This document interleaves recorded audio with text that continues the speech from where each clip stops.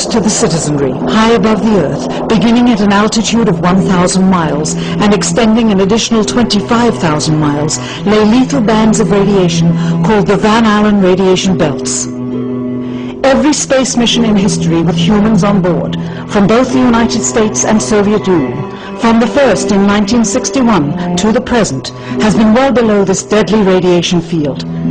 Mercury, Gemini, Soyuz, Skylab, the Space Shuttle, all maintained altitudes well below 1,000 miles. All except Apollo.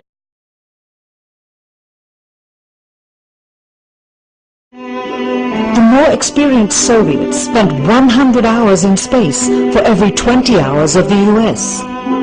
In order to survive the hour-and-a-half journey through this radiation field necessary to reach the moon and return, solid lead shielding between the astronauts and the exposure outside would be required.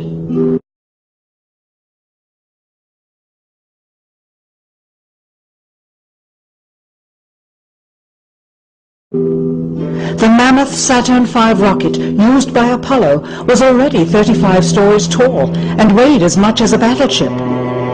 To add additional tonnage in the form of a lead barrier completely surrounding the crew members would have made it impossible for the vehicle to get off the ground.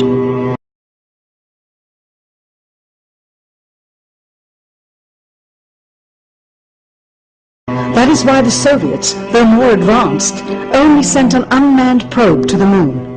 The Apollo spacecraft's narrowest shielding was less than 1/8 of an inch of light aluminum.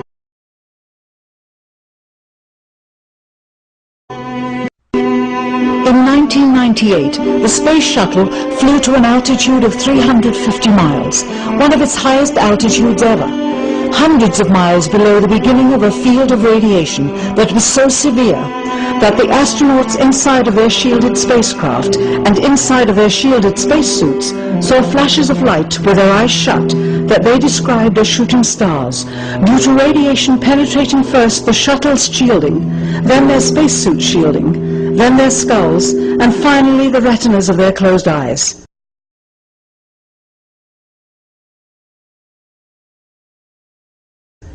As a result, CNN issued the following report noting NASA's unpredicted surprise. The radiation belt surrounding Earth may be more dangerous for spacewalking astronauts than previously believed.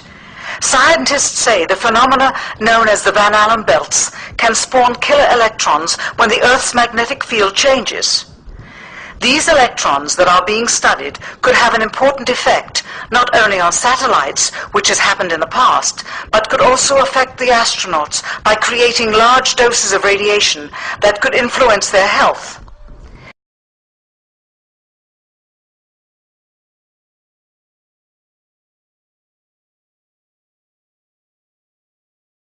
The electrons can penetrate through various materials, including spacesuits, and can pass through, in fact, the walls of the space station, and can create high charges deep inside of these objects.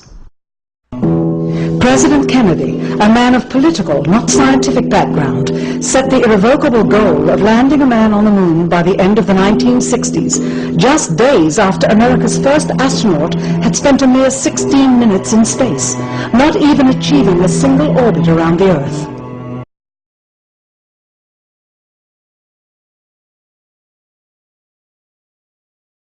We choose to go to the moon in this decade and do the other things. Not because they are easy, but because they are hard. We take an additional risk by making it in full view of the world. But as shown by the feat of astronaut Shepard, this very risk enhances our stature when we are successful. The technology necessary to launch the massive Saturn V rocket and an intercontinental ballistic missile is 95% similar. When the Soviet Union launched mankind's first satellite, Sputnik, in 1957, there was grave concern that they had mastered space ahead of the United States and might use this advantage to launch a first nuclear strike from an orbit high above North America. when they also put the first animal in space, then the first man in space, then achieved the first spacewalk, the first crew of 3, and the first ever of 2 simultaneously orbiting spacecrafts, concern turned to fear and then horror as America watched their communist enemy achieve all these firsts with no hope in sight of ever catching up. Mr. President, a member of Congress said today that he was tired of saying the United States second to Russia in the space deal. I suppose he speaks for a lot of others. What is the prospect that we will catch up with Russia and perhaps surpass Russia in this field? However tired anybody may be, and no one is more tired than I am, it is a fact that it's going to take some time, and I think we have to recognize it. They secured these large boosters, which have led to their being first in Sputnik and led to their first putting their man in space. We are, I hope, going to be able to carry out our efforts with due regard to the problem of the life of the man involved this year. But we are behind. If it was impossible to better the Soviets in the space race, which was really a race of technological armaments, what could be done? How could America offset the threat of superior weaponry?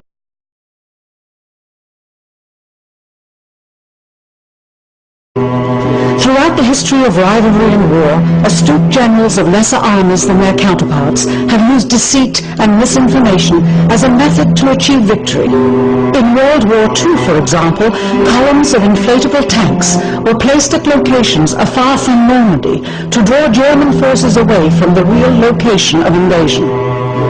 The Star Wars missile defense program rigged tests to make it seem more advanced than it really was. That's the conclusion of the General Accounting Office. The aim was to fool the Soviet Union about US military readiness during the Cold War.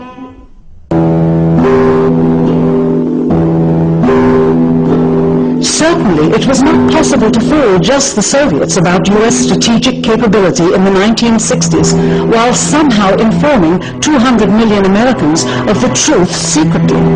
In order for them to believe the United States had the capability to go to the moon, everyone would have to believe it. Furthermore, the pride of a nation was at stake, and the goal of a martyr, not to mention the growing unrest domestically of a government throwing tens of thousands of lives away in a foreign war riddled with contradiction and ambiguity. In addition, the Apollo program had already spent billions of dollars. If it failed to achieve its goal with such an investment, it would indeed be a large and bitter pill for the taxpayers to swallow. The cost of the program, whose sole goal was to be the first to plant a flag on the lifeless rock just outside the Earth, if adjusted for inflation to the 21st century, was $135 billion. With a profit margin of just 7%, this would be equal to over $9 billion profit going to the privileged contractors chosen by their friends at NASA.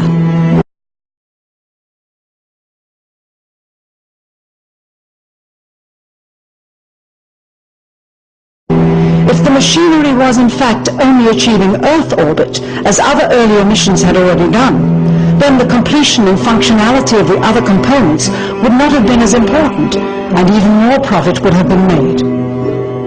$135 billion could feed 2 million people for their entire lives. It could also buy 2 million two-bedroom houses. Yet how could such an undertaking be kept secret, and for such a long time?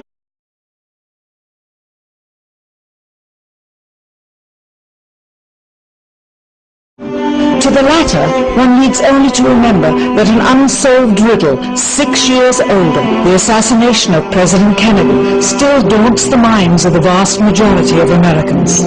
As apparent of a conspiracy as his assassin being assassinated himself, the truth of the matter has still escaped history.